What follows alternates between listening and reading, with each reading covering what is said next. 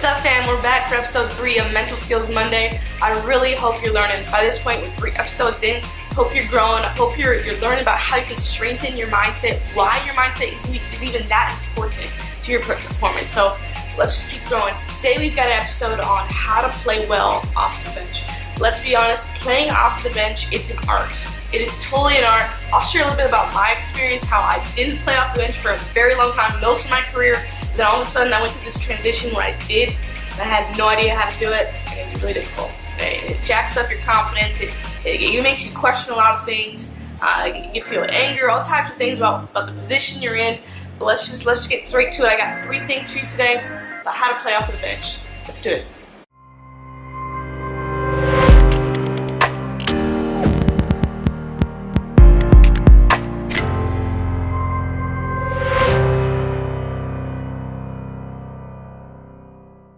So maybe you've been playing off the bench for a number of time now, and you're not quite sure how to navigate that. You know you're talented, you know you have skill, but when you play off the bench, you're not playing to your potential, and you're frustrated about that.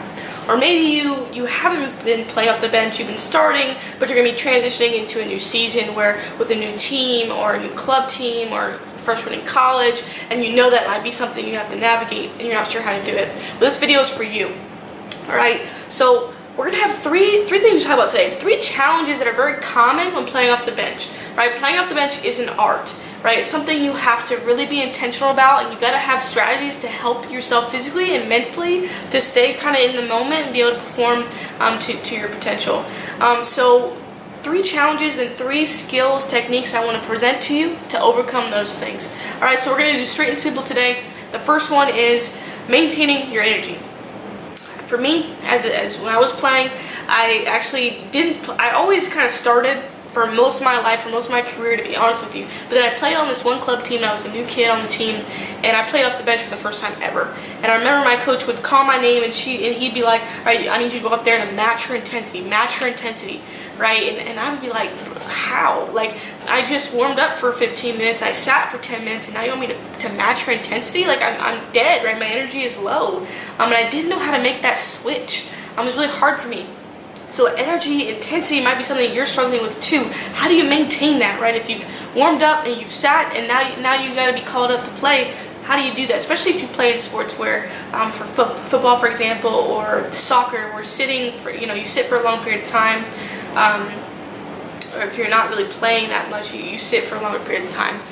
So how do we maintain that? Really, you've got to have some type of routine. So when I worked with a college soccer team, 90-minute game, sometimes they'd sit for 30, 40 minutes before their name was called. And so they would get like a warning about 3 to 5 minutes prior to being subbed in, and they would have to get warm, right? So that means they would do some dynamic stretching, kind of jog back and forth, and that's probably common with soccer, right? But if you play soccer, I want you to be aware that that is a physical thing, but more importantly, that's a mental thing. So not only are you getting your body ready, but during that period of time, you've got to make sure you're being strategic with, all right, once I step onto the field, what's my role? What am I going to be responsible for? Where do I want the ball to go? What's our play? What's our strategy right now? What's our game plan? Making sure you're being aware of that and you can step ahead in that way. But if you play any other sport, kind of the same idea. You want to have some type of routine that you go to, or something that you do on the bench. So if it's basketball or any similar sport in that sense, is you want to be maybe just really engaged, right? So you're standing up, you're clapping, you're getting hyped for your teammates, you're celebrating with your teammates, you're really engaged in the game. So not only are you a team player, but you're very engaged and physically you're keeping your energy levels up, right? So that's just an example, but anything that you could go to personally for you, because again, I work with a number of athletes and they have to go to something, whether it's standing up every so often, or stretching ever so often, just keeping their body ready. And so again, that translates mentally, keeping that intensity ready so you're ready to go. Secondly, maintaining focus. So this is a huge thing, especially in youth sport. Man, keeping focus is hard, right? Say you're at an AAU tournament, there's 15 different courts going on and 15 different games going on. Your attention could be everywhere, right? Or you're a high school game and the concession stands and your friends are there and recruiters are there, college coaches are there, right? And so you're focused all over the place except where you need to be, which is watching the game and being prepared to get subbed in, right? Or it could be your teammates distracting you. You guys are messing around on the bench. I've worked with teams like that where really bench behavior was something that was an issue because they weren't really helping each other stay focused. The fact is just you're going to lose focus because you're human, and that just happens, but the best players are able to refocus. So having something like a mantra, this is a word or a phrase that you could use to keep yourself focused, right? So it could literally be the word focus. So I work with players that would write focus on their cleats.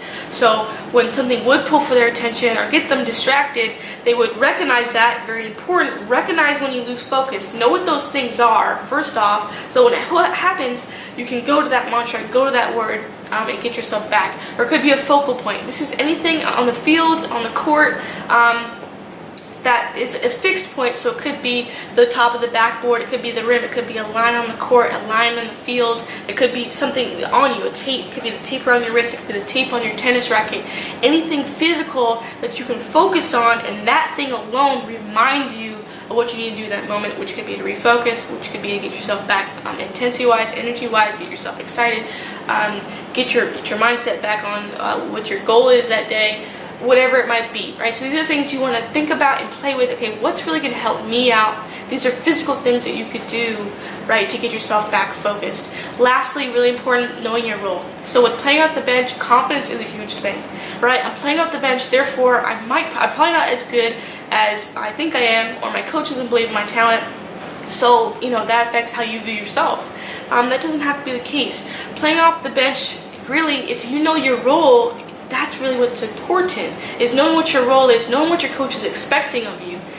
So if you don't know what that is, go ahead and ask them. Ask them, Coach, what do you want me to do when I go out there? What are you really looking for? What do you think my strengths are? And how do you think I can best contribute to the team? When they give you that answer, boom, that's what your focus is, and that's what your goal is, your performance goal is every time you get subbed in. So instead of getting subbed in and focusing on everything about, man, I gotta do this, I gotta do that, I kind of make sure I don't make that mistake, and I don't want to mess up there, I don't want to fail there. Having this focus on what you don't want to happen, which is a topic we talked about in a previous video, is you want to focus on what you want to happen and what your goal is and what your role is, right? Because that's going to help things fall into place. When you're kind of more narrow in your focus, things will start to fall in place, and again, you're actually doing what your coach is expecting of you. So that definitely could cause you to be the first person they pull off the bench, or it could help you to move into the starting lineup. So these are just a few things that we struggle with, things that we can do.